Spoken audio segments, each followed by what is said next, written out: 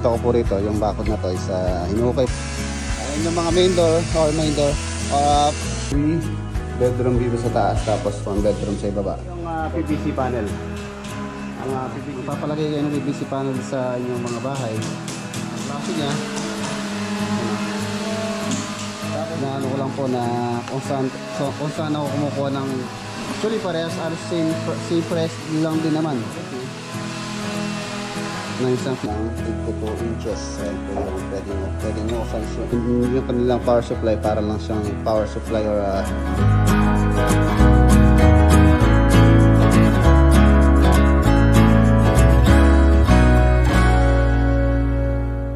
nung kapatid ni Kuya Ricky, pinapalagyan na lang.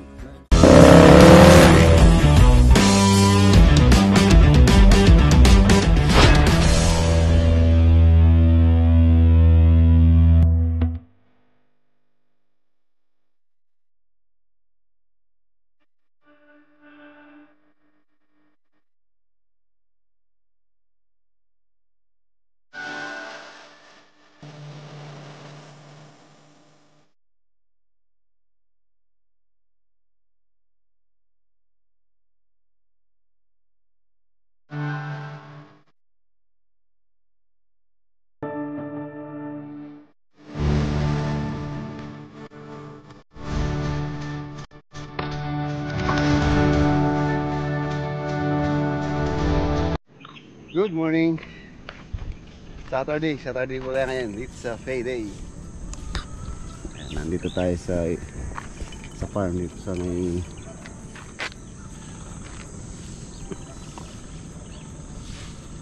ayun si Lolo Boy nag-awalis-walis. Lakad po natin ngayon, pupunta tayo ng North Pangasinan. Pangasinan po yung lakad natin. Tara.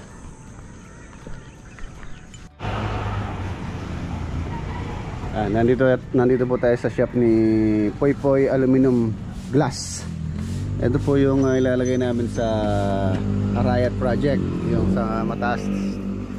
Gawa na po yung matagal na pong gawa to. Pala hinihintay na lang matapos yung pintura doon. So baka next week may schedule na rin pong ilagay ito dahil patapos na rin po kami doon. Ayun po yung sasakyan ngayon. Diyan muna po nakagaride, gawa ng yung kalsada dun sa amin, dun sa may highway, sa sinisimento. Pati yung papasok dun sa may back farm.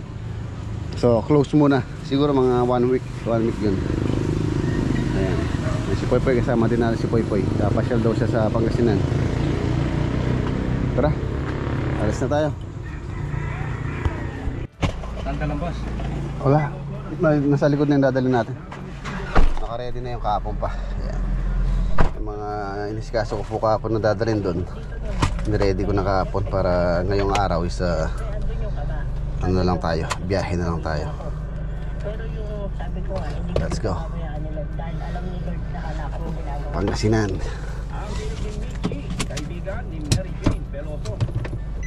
Ipinabubuwag ng isang grupo ng mga mangingisda ang presensya ng US Task Force Ayungin na kinumpirma ni US Defense Secretary Lloyd Austin. Sa isang pahayag, mali yung tinutulan ng grupong pamalakaya ang military. Nandito na kami sa KM 134 northbound. Stopover muna. Coffee break. Si Poy Poy Aluminum. Poy Poy Aluminum.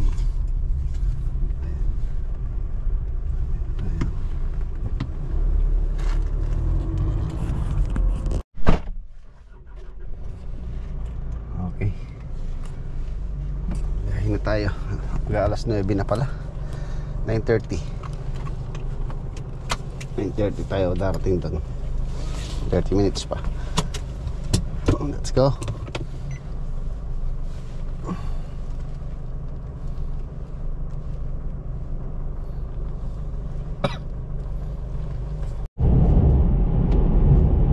Daming mga nagra-rides papuntang norte.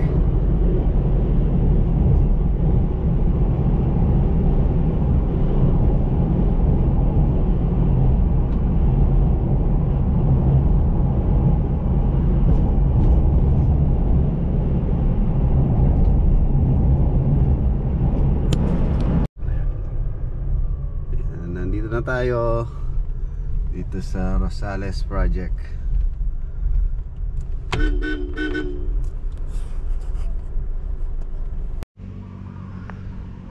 Ayan na, last week na punta natin dito mga boss. Pinuhukay pa lang tong bakod. So ngayon ayun na siya, naka-forma na tong dito sa may harapan.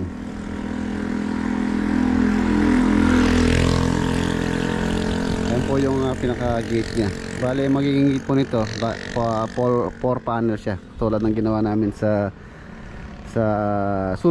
Subic project, tsaka sa Tarlac, yung gate na 4 panel na swing type po ang gusto ni owner.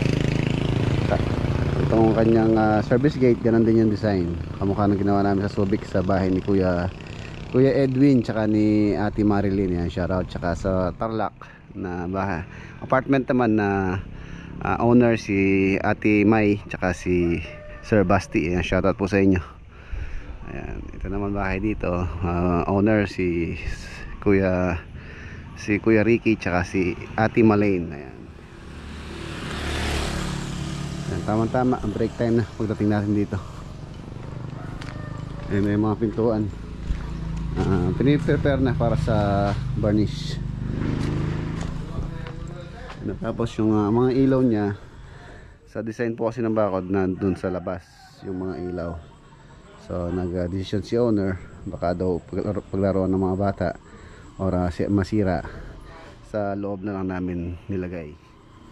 Ayan, sa loob po yung mga wall lamp dito. 1, 2, 3, 4, 5, 6, 6 ito kasing area na to mga boss, hindi po subdivision to.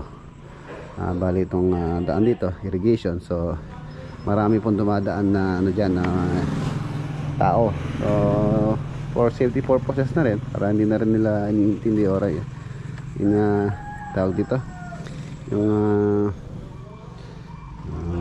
Tagalog yung pigaganakan, inaalala yung mga ilaw, baka po kasi pukpukin o masira. So dyan sa loob na lang po pinalagay ni owner. Okay na yung center light.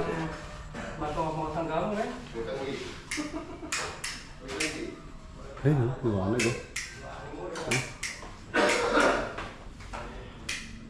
may remote yan, meron po remote yan.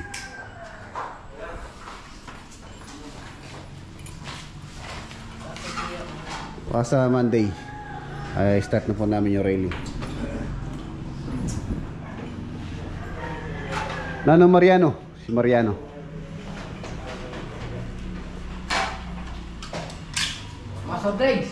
Maraming salamat kay Kuya Ricky. May pamirienta po siya.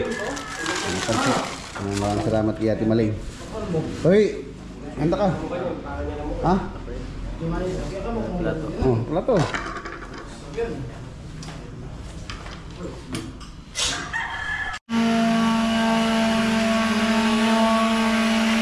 Repair ng mga pinto. Ito yung mga trabaho. Reparasyon.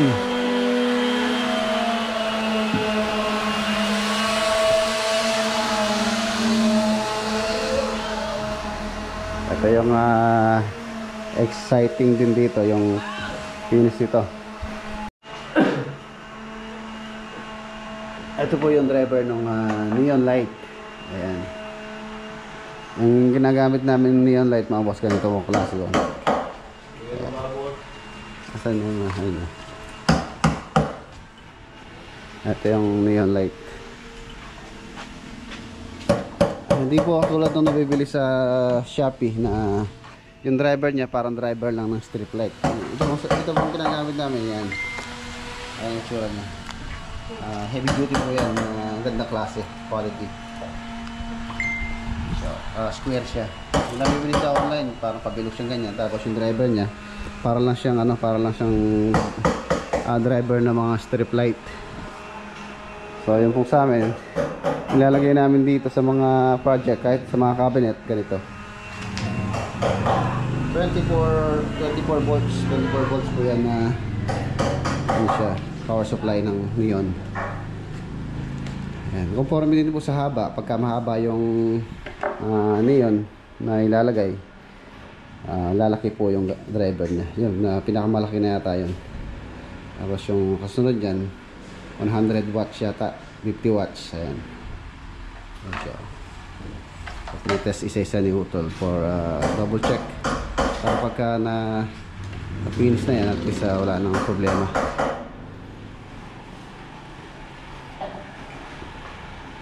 Ayan. Nakabangon na sa dito sa kahoy. Tapos yung driver niya, siyempre ihahanap po natin ang location kung saan siya pwedeng itago. Meron kaming full box din kung saan nakalagay yung controller nito, itong sensor. May sensor po kasi yan. Tapos yung driver, ihahanap din natin ng location kung saan siya pwedeng nakatago siya.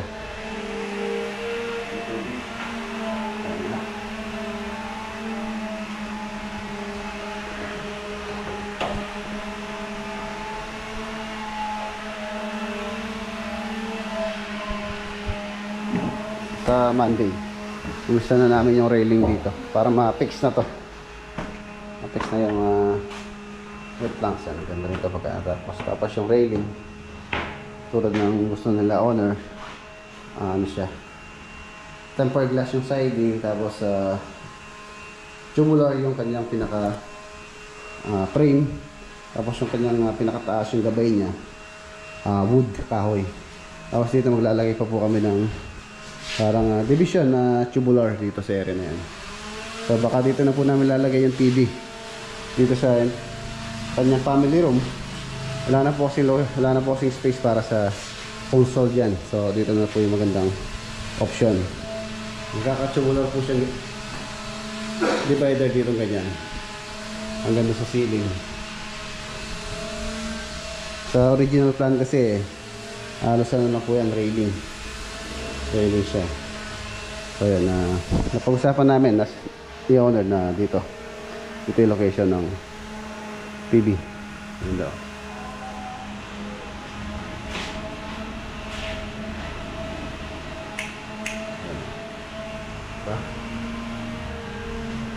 Nakabay na rin ng mga gamit sila kuya. Ito yung master. Install namin yung ceiling niya. Nakalagay na rin pala yung mga bintana. Ay, yung mga bintana na niya. Awning type po yan. Fix sa ilalim, awning sa taas. Ayan. Tapos tawag dito. Yan, ano na, linis na lang dito. Tapos na po ito. Tapos ano na lang, cabinet dito sa kanyang closet. Shower area, shower enclosure, nasa kanila na po kung anong gusto nilang enclosure dito, kung tempered glass ba or aluminum frame na acrylic.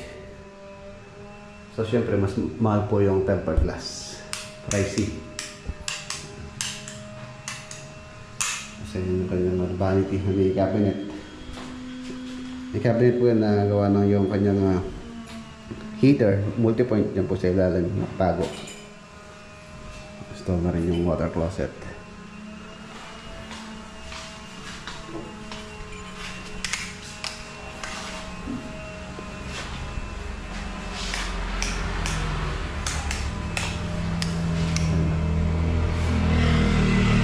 Railing.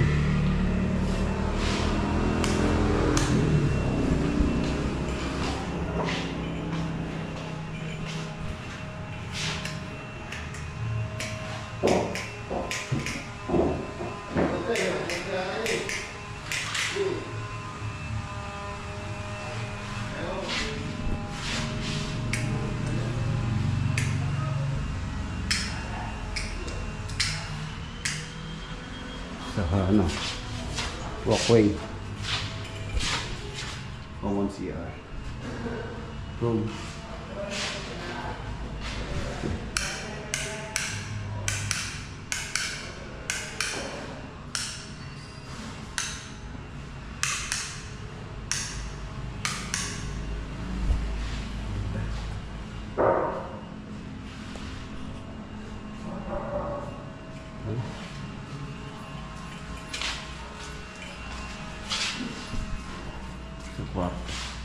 Nakalagay na rin yung wire condition.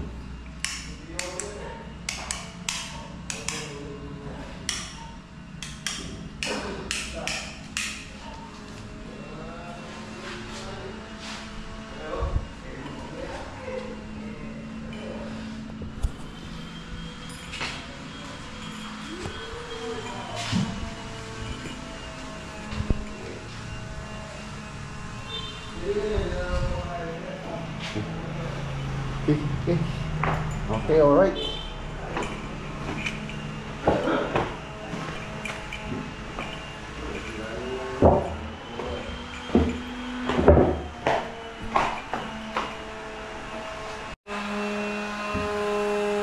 Ito po yung PVC panel. Ang PVC panel po, marami pong klase yan. Ayan. Meron po akong sample dito. Pakita ko lang sa inyo para may idea kayo kung magpapalagay kayo ng PVC panel sa inyong mga bahay.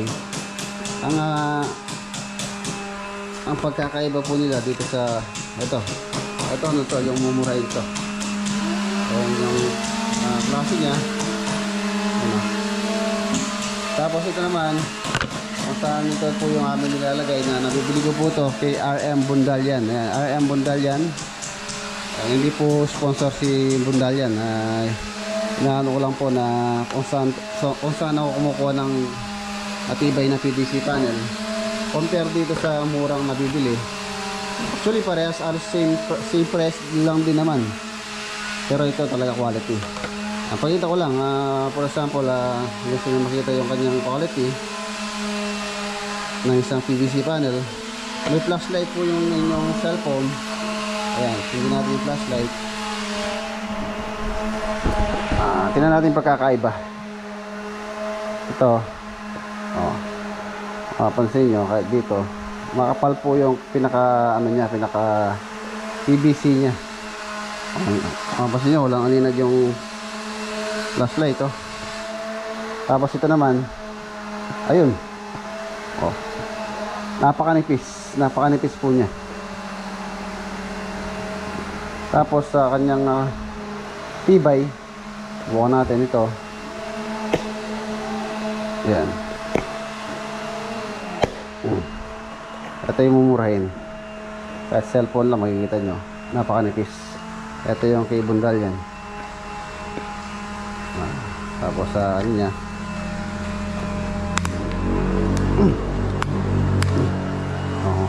mapapansin nyo na talagang pinipilit ko na sirain. Napakakunat. Ayun boss, ayun. Talagang hindi siya yung masisira mo man siya, pero mahirap sirain. Hindi katulad nito. Ayan, isang kamay ko lang. Ayan. Ito. Ito.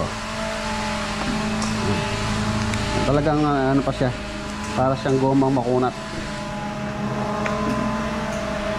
Ito Bundalyan, tapos ito yung nabibili sa mga ibang seller na mura. Ano?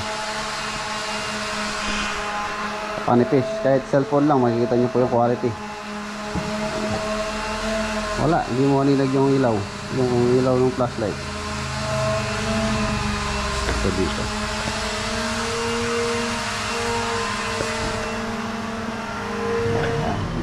Ganyan din po yan, nilagay namin dyan, ibang color lang yan. Ito ano to, oak. Yan, Nara. Yan. Ito na po yung sliding nya. Yan, hindi pa nakalagay yung salamin. 900 series yan. 900 series. Yung kanyang quality o kapal.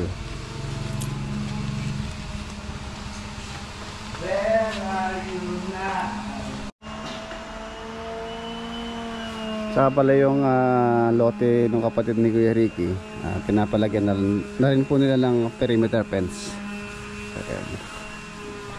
Ito yung hangganan ng lote nila Kuya Ricky. Tapos yun sa kapatid po niya yan, 400 square meter po yung kabila. Itong kina Ate Malin tsaka kay Kuya Ricky, 350 square meter.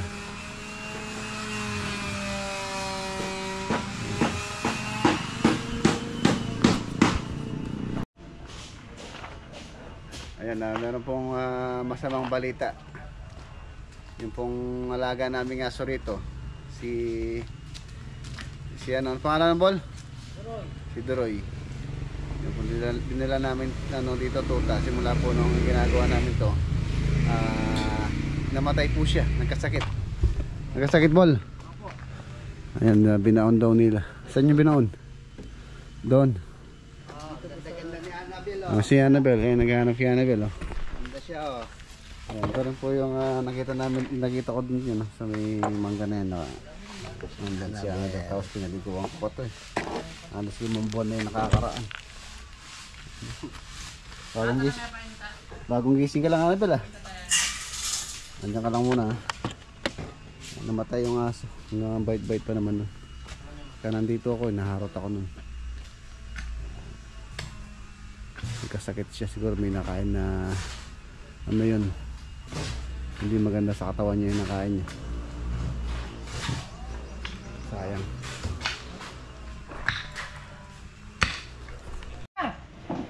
Ayan, kaya na tayo mama sa dito, sinilagang baboy.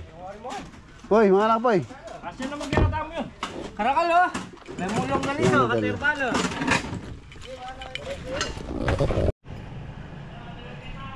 ayan mga boss, okay na. Yung iba uwi, pero may iwan po rito. Saturday tayo ngayon. Excuse me po. Oh, ayan, sweldo time. Lapit na. Meron po kami dadaanan dito sa Kamiling Tarlac. Ayan po nagpapa-estimate. Silipin natin yung kanilang gustong ipagawa.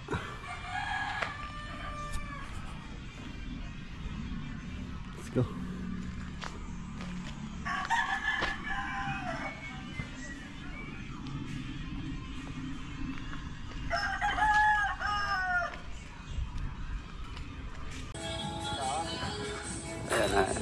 Ito po yung bahay dito sa Kamiling Tarlac. Laki. Bale yung bubong niya is slab. Pero wala po siyang access sa plano. Parang pinakabubong lang niya is slab talaga yung gustong design ng owner. Ayan. Laki. Ayan na, okay na. Finishing po yung dito. Finishing work. Meron pong gumagawa rito, kaya lang gusto matapos nila sir na by January itong bahay, kaya pinapa-rush nila. Tingnan natin kung makakatulong tayo.